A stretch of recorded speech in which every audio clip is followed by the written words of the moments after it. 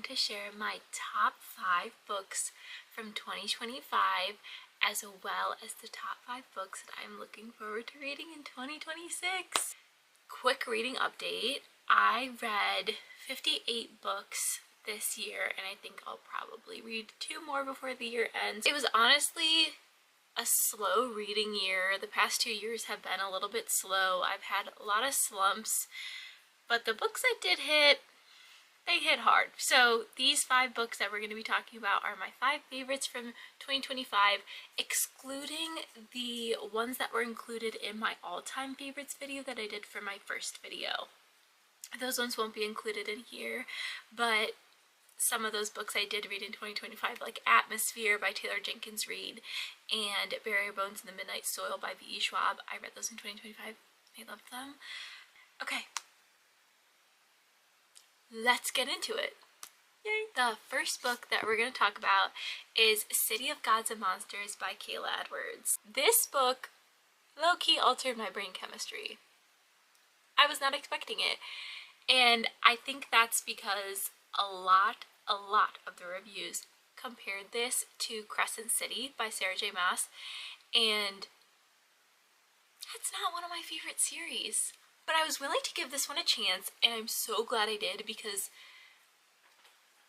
I see why people compare it to Crescent City. There's a lot of topics that are the same, like the urban fantasy, and I could see how the main character in this, Lauren, I called her Lauren when I was reading the book, but I think it's Lauren, how she could be compared to Bryce, and she did get on my nerves sometimes like Bryce did in Crescent City, but I honestly loved her a lot more than Bryce.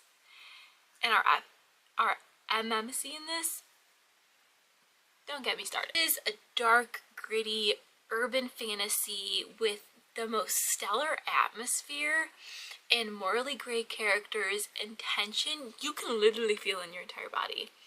Not to mention yearning, a little bit of yearning. I love that. I got emotionally attached to these characters way too fast, and I always know that's a good sign of, like, when I'm reading a book.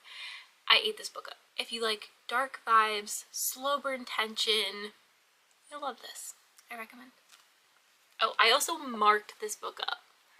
Like, their quotes were in this were really good, and also I wanted to mark it up for the world building aspect, which I haven't done in a lot of books. So the next book was honorably mentioned in my first video, and that's Beartown by Fredrik Backman. This book is quiet but devastating. Beartown is technically about a small town in hockey, but it's really about community and people and what happens when something that you thought was really solid breaks. And it's heartbreaking. It's really heartbreaking.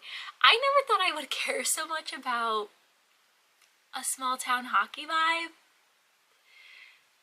but this book is phenomenal. I mean, Fredrik Backman, the way he writes is so lyrical, and I love a character-driven novel, and these characters, each and every one of them, is so well thought out, so well written that you just end up loving each and every one, and you don't want to love, you end up loving.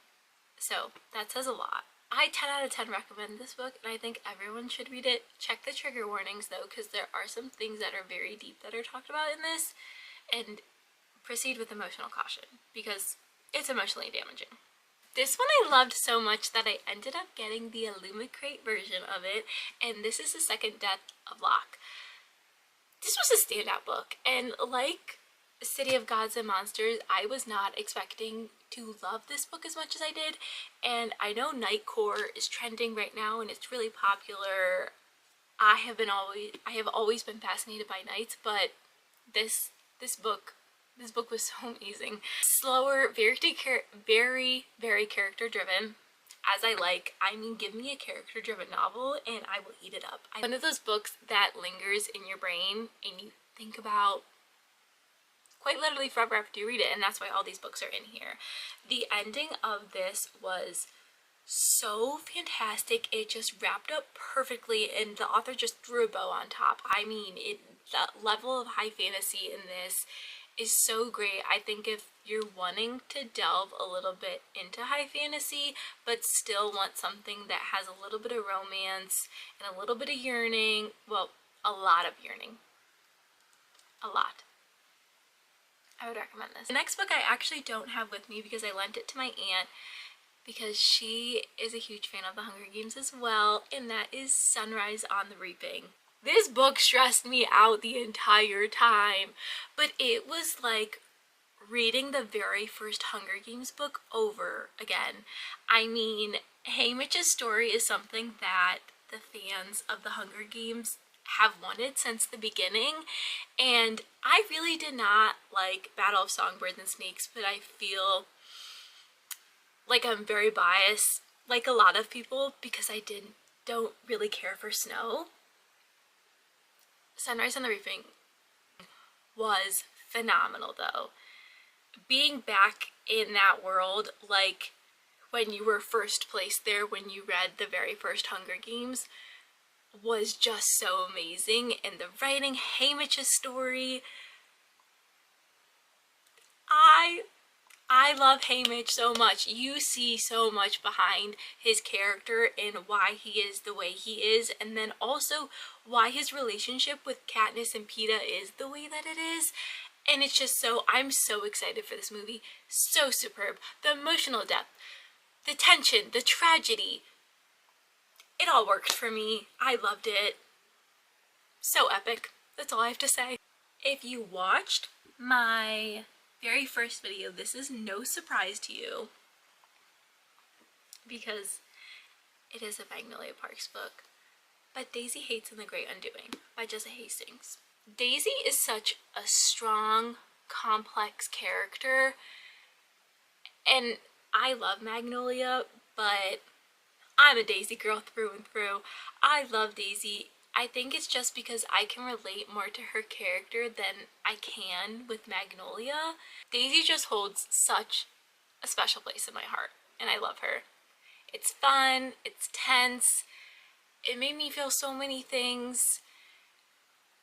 My favorite combo, and don't get me started on Julian Hates. I am a Julian girl, through and through. I love Julian Hates. I want a book all about Julian. Jessa Hastings, I know you're not watching this, but if you are, give us a Julian book. Yeah. Those are my 5 favorite reads of 2025. Proof that even in a slow reading year with a lot of book slumps, you can still find some killer books, which I did. Before we wrap up, I wanted to quickly talk about what I'm excited to read in 2026 as well as what I'm currently reading. Because I know the last time we talked about Brimstone, which I did finish, and it was so good. It was so good. It wasn't a 5-star for me, it was a 4-star. There were some things, but Quicksilver and Brimstone, I was not expecting to be such a highly rated series. I need the next book right now. The other books that I'm reading right now are The Night Prince. So I read The Wolf King last week. It was really good. I think I'll do a December and January wrap up because I didn't read a lot of books in December because it took me a while to get through Brimstone, and I don't know why, because I really enjoyed it. I was just going through a slump while I was reading it, and thankfully that didn't taint the book for me because I really enjoyed the book. So there's that. But I am reading The Night Prince and I'm enjoying it so far. I don't know, I think I might soft DNF The Empire of the Vampire because I really like how much I read of it. I just have no urge to pick it up right now. This is very much a fall read for me, but I don't want to wait until fall to read it because I really want to read the other two, and I already love the characters in this book, but I just don't think that I want to read it right now. So this Empire of the Vampire might be a soft DNF. Then I am going to start Alchemized tonight because I am buddy reading it with my best friend. I got her a copy of it for Christmas just because I love her and I love doing a buddy read with her. So I was like, let's do Alchemized because we were both obsessed with Manacled. And now that we have the traditionally published version, we shall support. We are going to support. So I'm going to start this tonight and I'm really, really excited. Manacled is one of my all-time favorite fan fictions. Cannot wait to read Alchemized. Okay, I'm not going to go too deep into these, but these are the 5 books that I really am excited to read in 2026. And this is just like top of my priority TBR.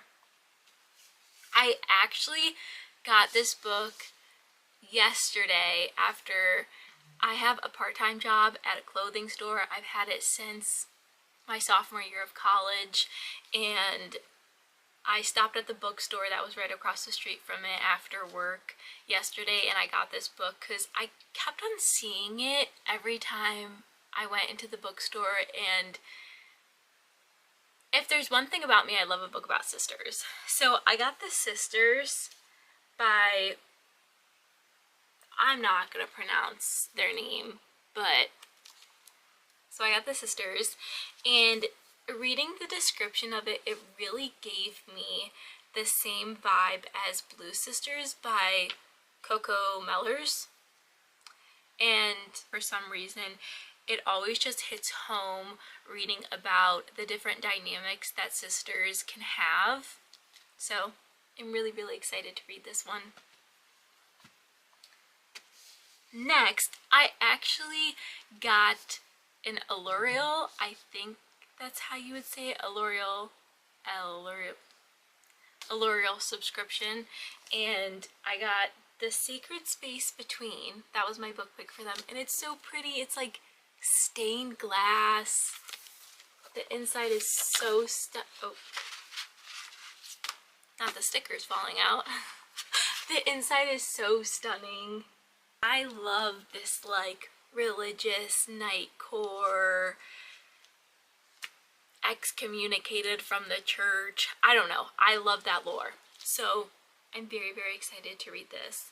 These are ones that I've been needing to read since I got them, and I'm so, so excited to read them. Arcana Academy. I've heard so many great things about this from all the booktubers that I've watched. This one, I did get the Illumicrate version of it because I saw it online and I was like, I know I'm gonna love that book. Voidwalker. I really want to read this, but I've been saving it for the right mood, and 2026 is going to be the mood to read this. And the last one I have, which I've also heard great things about watching other booktubers, is Silvercloak. Silvercloak by L.K. Stevens. I'm very, very excited about this. Alright friends, that is it for this video. Thank you so much for being here, and I'll see you in the next video.